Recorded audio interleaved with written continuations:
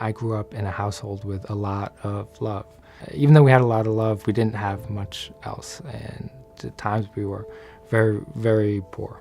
My mother worked 2 or 3 jobs, always at minimum wage, and we just didn't have much.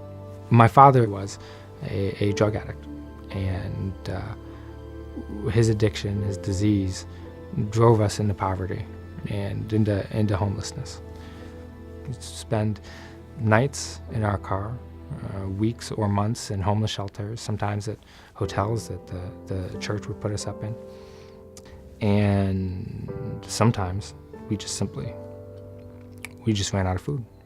And at those times, she would take us, sometimes all 4 of us, to the food pantry.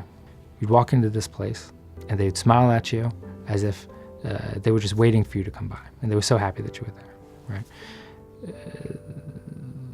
They delivered the help that we needed when we needed it without judgment, and for that, I'll be forever grateful, because it turned out to be not charity, but an investment.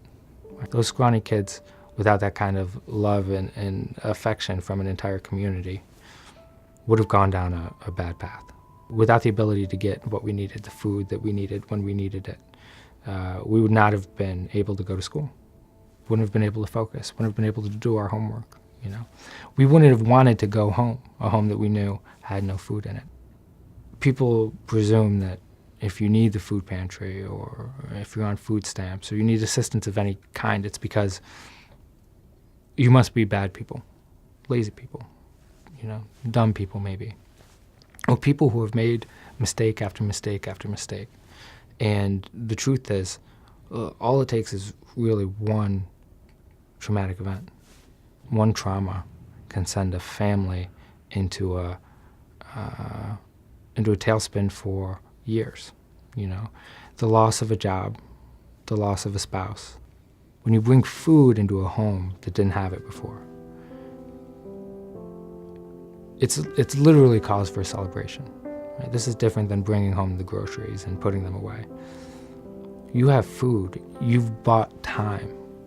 You know what you're going to eat and what your children are going to be eating for the next 5 days. And once you've confronted that, and with the help of a community overcome it, you feel that there's no problem that together with that same community you can overcome. I think the way that it changed me most fundamentally is that I became a person that was exceedingly grateful for everything I'd received. You feel grateful, and you want to repay those folks' kindness however you can. I had received so much love that I really need to pour it back into this community. I want no kids in my city to go hungry. I don't want any moms in my city to worry about how they're going to feed their children. I don't want any kids in my city to be so distracted by the growl in their stomachs that they can't focus on their math homework. And, you know, I'm an optimist now. I mean, after what we went through, you have to be an optimist. You have to believe. You come to believe that anything really is possible. Feed Hope. Give to the Food Bank of the Southern Tier.